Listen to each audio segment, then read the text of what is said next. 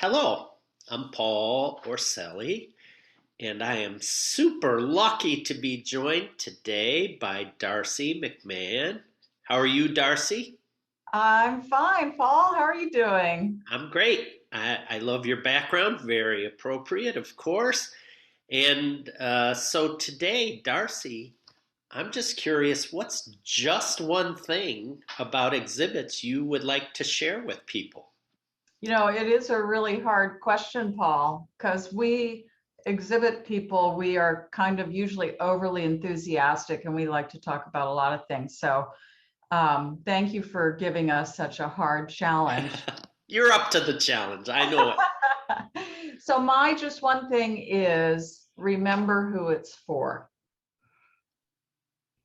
Great. And the reason I chose that is I've been in the field for a while, long enough that when I first came into the field, it was still pretty much a curator-driven model of developing exhibits. And luckily, as I was coming into the field, that was starting to change.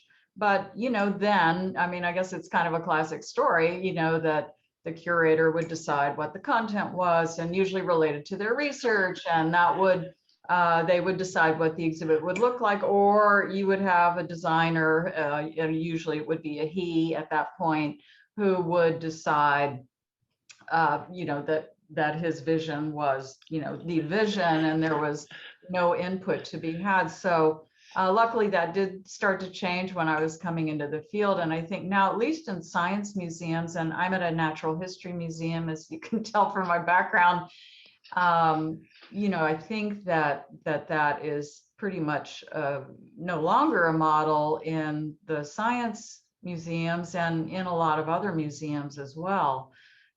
So we have teams, and they've got educators and other kinds of stakeholders. And yes, the experts are there, but you've got people like me who may have a science background, but got into being an exhibit developer, which was a whole new thing then.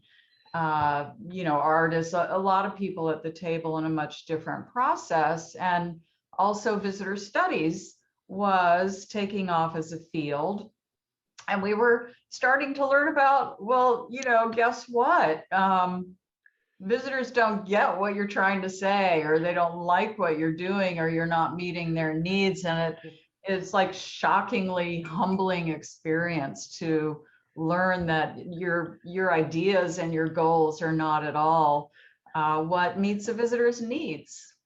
Yeah, what a shock. They don't want to read a thousand word label filled with scientific jargon and terminology. What a shock.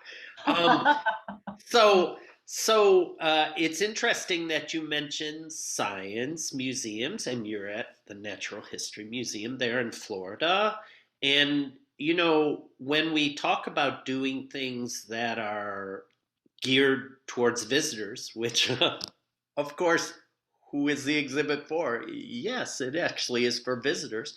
Um, I'm wondering, I know, having a science background myself and working in science museums, oftentimes when we try and include things that are more geared towards broadening the impact and broadening the audience, that people are like, oh, you're dumbing down the science and you're watering down the science. What do you say in response to that, since you are at a natural history museum? Well, a quick aside, because when I was coming into the field, I once asked a scientist to give me 3 paragraphs on freshwater turtles in the Florida Panhandle, and he gave me 31 pages, single spaced. And I said, you got to be kidding. I asked you for 3 paragraphs. Can you redo this to 3 paragraphs? And he said, no, museums should be for people who are scholars and want to, engage at that level. And so anyway, that, brief aside, but yeah, I think that there's a much greater understanding now in the museum field, even in my institution, we have a giant research division with almost 40 scientific curators and even more collection managers and 40 million objects in the collection. And so it's a very strong science-focused program. And even if people don't have a lot of training in communicating science to broader audiences, they at least, especially the younger people in the field, NSF, the National Science Foundation, has required them for years now to have broader impacts as part of their grant proposals. And so they have to show that they're going to communicate to broader audiences. And so that is really helpful, having NSF kind of drive that mission. But then we also have a lot of data, and if we're doing our job as exhibit developers and designers, we look to our audience and we do some prototyping, we do some front end visitor evaluation, some formative as we develop an exhibition, and we say, well, look, nobody understood this. And so I think that the field is more forgiving and more open these days.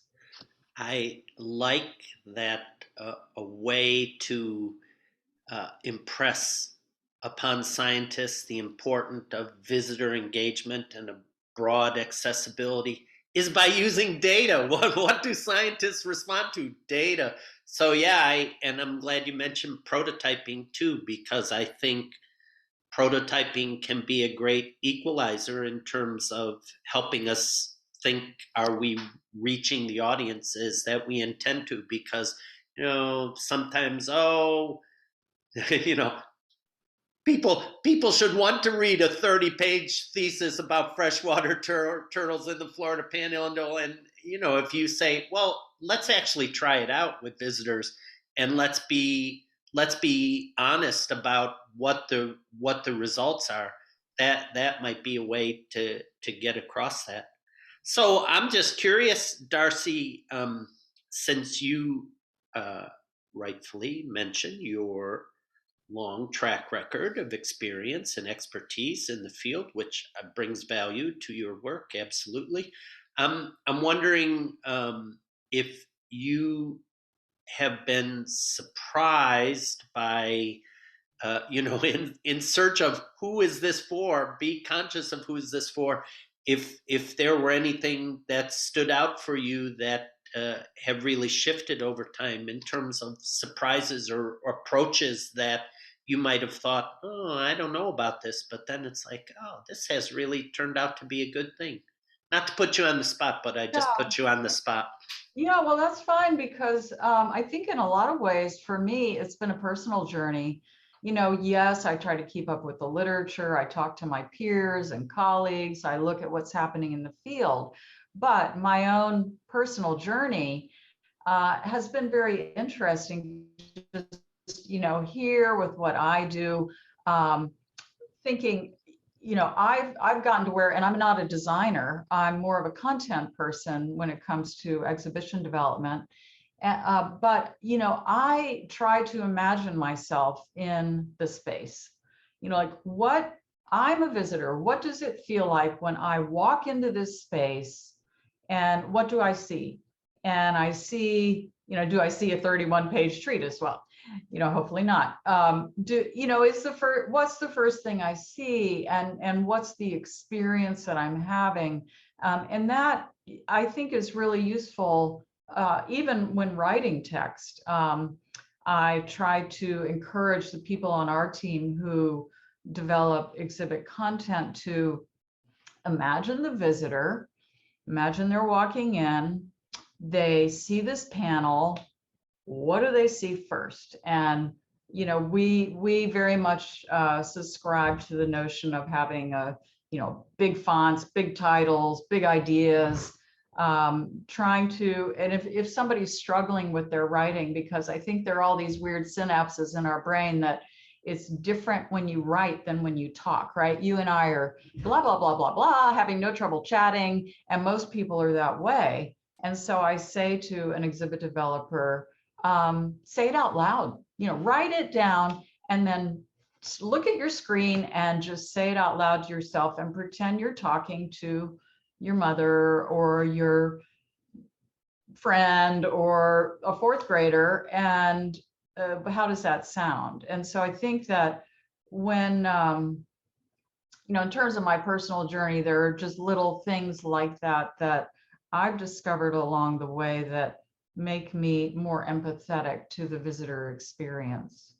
I like that you use the word empathetic and the notion of empathy and what you just said. If you think about your writing or you think about a friend or some relative you like, bringing them through the space, like how would you engage with somebody in this sort of conversational way? Because in a way it's sort of a conversation, what's going on between the visitor and the content in the exhibit. So I think that's a great thing to think about, and a great way to think about what the visitors experience. It's always interesting to me, if we can't find, the developers and the designers, if we can't find something sincerely like interesting and engaging in the exhibit experience, whether it's the labels or the interactives or the objects or that, like why do we think visitors will find it interesting if we can't even drum up sincere interest ourselves? So That's for sure. i, And I think,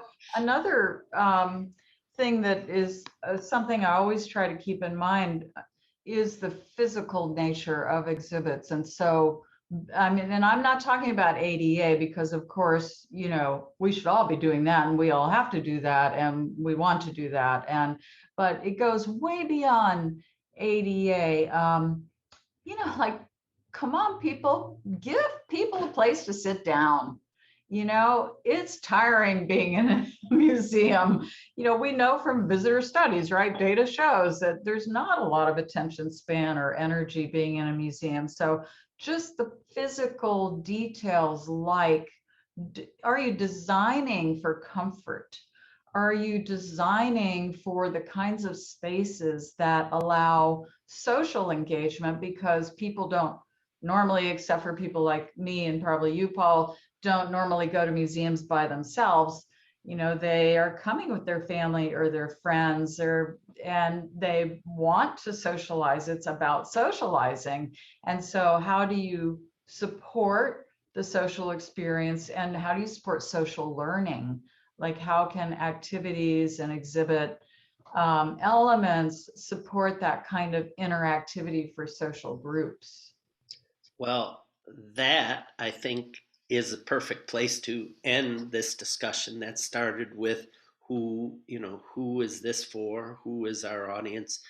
By thinking about creating a welcoming and a comfortable place for social engagement to happen. That's those are exhibit goals that are, I think, laudable in every case, but especially when you're thinking about who is this for.